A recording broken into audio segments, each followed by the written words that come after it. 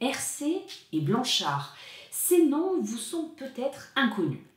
Pour autant, ces deux experts ont élaboré dans les années 70 l'un des modèles de référence en management, le leadership situationnel. Pour Hersey et Blanchard, il n'existe pas de bon ou de mauvais leader.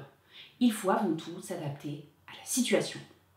L'objectif de cette vidéo est de partager les 4 styles de management et de voir quand les adopter. Le modèle d'Hersey et Blanchard se présente sous forme d'une matrice avec 2 axes. Un premier axe organisationnel et un second axe relationnel. L'axe organisationnel est à l'horizontale, de très organisationnel à peu organisationnel. Par organisation, on entend les comportements suivants de la part du manager: définir les rôles, les activités, planifier, contrôler, évaluer l'activité, déterminer les modes opératoires, les process, décider, résoudre des problèmes. L'axe relationnel est, lui, à la verticale, de peu relationnel à très relationnel. Par relation, on entend les comportements suivants de la part du manager: écouter et accompagner son équipe, épauler dans la difficulté, développer le potentiel de chacun, fédérer et rassembler.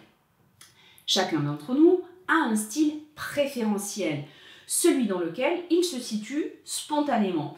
Par exemple, un manager peut apprécier une forte relation et très peu d'organisation. Pour un autre, l'organisation sera essentielle. Vous avez déjà peut-être repéré votre style de préférence. Tout le challenge du manager sera d'adapter sa façon de manager et de naviguer entre les différents styles. Premier style, le style directif. Ce style est très organisationnel et peu relationnel. Il est centré sur la tâche à réaliser sans même considérer la relation. Le manager décide des actions à mener, en informe simplement le collaborateur. Il donne des instructions précises et contrôle régulièrement le travail. Le manager reste seul et unique responsable du travail réalisé. Quels sont les avantages du style directif? C'est un style efficace qui permet d'obtenir rapidement l'exécution d'un grand nombre de tâches. En effet, le dialogue étant réduit, il n'y a pas de risque de perte de temps. C'est un style qui fonctionne particulièrement bien dans les situations d'urgence. Il peut aussi être adapté à des employés ultra débutants ou à des collaborateurs dont la motivation s'est estompée. Quels sont les inconvénients du style directif? Le premier inconvénient est de taille. C'est un style clivant qui ne convient absolument pas à tout le monde. Des collaborateurs en recherche de relations, de quête de sens peuvent être détruits par ce style. Deuxième inconvénient, ce style centré sur la tâche ne permet pas aux collaborateurs de grandir, de gagner en autonomie. Le deuxième style est lui aussi très organisationnel, mais avec une forte dimension relationnelle, c'est le style persuasif. Dans ce style, le manager décide aussi des actions à mettre en œuvre et en assume la responsabilité. La différence, c'est qu'il passe beaucoup de temps à expliquer, donner du sens, légitimer ses objectifs auprès des équipes. Quels sont les avantages du style persuasif? Il permet aux collaborateurs de comprendre en quoi ces actions comptent et s'inscrivent dans un tout. Le style persuasif donne de la perspective. Et ainsi, il crée de l'émulation dans une équipe. Ce style est particulièrement adapté aux collaborateurs débutants qui ont envie de s'intégrer dans une équipe. Son inconvénient, c'est que s'il n'est pas suffisamment expliqué, il peut finir par décevoir. Attention notamment aux collaborateurs expérimentés qui peuvent croire que le temps passé à expliquer est du temps passé à manipuler.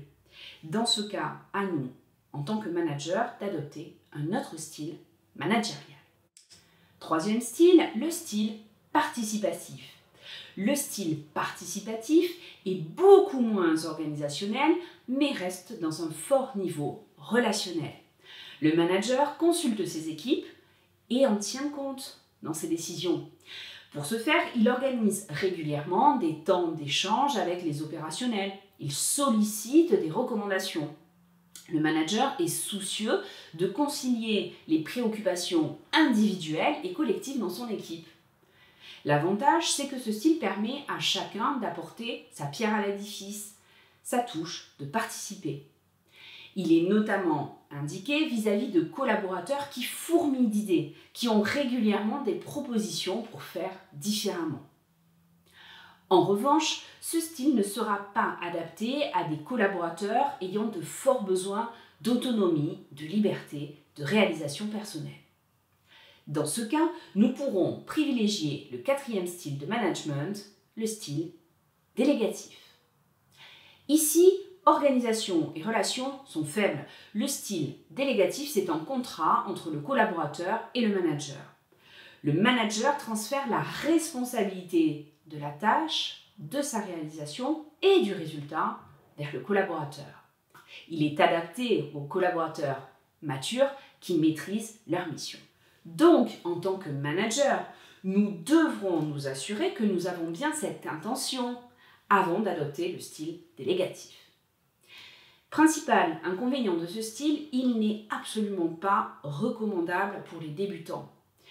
Choisir un style délégatif avec une personne en phase de découverte, c'est la mettre en difficulté et prendre le risque de la décourager. En synthèse, 4 styles: délégatif, persuasif, participatif et directif. Comment choisir le style à privilégier selon la situation? Imaginons par exemple un collaborateur ne sachant pas réaliser une tâche et peu motivé. Il ne sait pas et il ne veut pas. Dans ce cas, privilégions le style directif, être très précis sur l'attendu avec des points de contrôle réguliers. Imaginons maintenant un collaborateur débutant qui peut savoir réaliser certaines tâches, mais pas toutes. Un collaborateur motivé avec un fort désir d'appartenance. Il ne sait pas trop faire, mais il veut faire. Dans ce cas, le style persuasif sera à privilégier. Troisième cas de figure, nous pouvons avoir dans l'équipe des personnes qui savent faire, du moins en partie, mais voudraient faire différemment, avec leur touche personnelle. Aucune hésitation, le style participatif s'impose.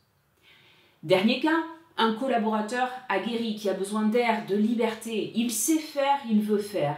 Le style délégatif sera le plus approprié. Bien souvent, les incompréhensions, les crispations entre collaborateurs et managers proviennent d'un style de management inapproprié. Concrètement, le manager qui va adopter un style délégatif avec un jeune collaborateur fraîchement embauché, c'est-à-dire être peu présent, faire peu de pédagogie, peu de relationnel. Le risque, c'est que le collaborateur se sente perdu, démuni et baisse les bras. C'est par exemple une analyse stratégique de la société déléguée à un étudiant en alternance. Par exemple, le manager adoptant un style directif avec un collaborateur ayant besoin de perspective, de sens. C'est parfois l'écueil des dirigeants qui se plaignent du manque d'implication des plus jeunes, de leur faible motivation. En réalité, c'est uniquement que le besoin s'est déplacé vers plus d'explications et de relationnel. Donc, le style persuasif sera plus approprié. Enfin, un collaborateur mature, ayant envie de faire les choses différemment, ne pourra pas être maintenu dans un style persuasif. Nous devrons passer à un style participatif.